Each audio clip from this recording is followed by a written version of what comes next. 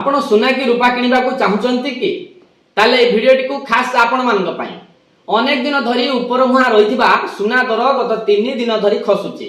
आपण जानी खुशी हेबे प्रत्येक दिन 400 रु 500 टंका ह्रास पाउची। भुवनेश्वर रे 22 कैरेट सुनार 10 ग्राम पिछा 500 टंका ह्रास पाई 79600 टंका को खसी आसीची।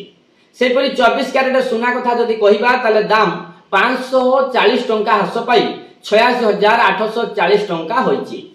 जानि रखंतु भुवनेश्वर रे गत 10 दिन रु अधिक समय धरी 22 कैरेट सुना दाम 80000 टंका रु अधिक थिला। ताले फेब्रुआरी 1 तारिख रे 22 कैरेट सुना दाम थिला 77450 टंका। ताले 28 दिन भितरे सेतिरे 2150 टंका वृद्धि घटिची। ताले फेब्रुआरी 25 रे यार दाम सर्वोच्च 80750 टंका थिला। सेपरि मास आरंभ रे 24 कैरेट सुना दाम 84490 टंका थिला। ताले मासक भितरे सेतिरे 2350 टंकार वृद्धि घटिची। फेब्रुआरी 25 रे यार दाम सर्वाधिक पाखापाखि 88000 थिला। ताले भुवनेश्वर रे रूपा केजी मध्य 1,05,000 टंका को ह्रास पाइची, जहा किछि दिन पूर्वे 1,08,000 टंका वृद्धि पाइथिला।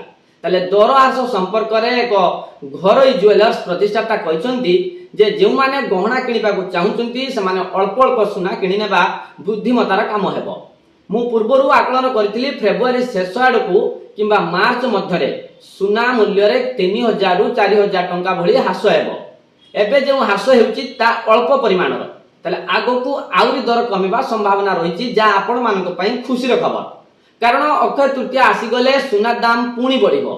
तेणु आपण माने जदि किनिबार मन बळौचंती ताले अति जल्दी जाई किनि नियंतु। तेणु जे माने 10 ग्राम सुना किनिबा को चाहुचंती से माने एबे 3 ग्राम किनि नियंतु। आउ टिके दाम कमिले आउ किछि सुना किनि नेबे। सेही रणनीति रखी किनिले दर वृद्धि बाधिबो नाही बोली से कहिसंती। रहुची नमस्कार।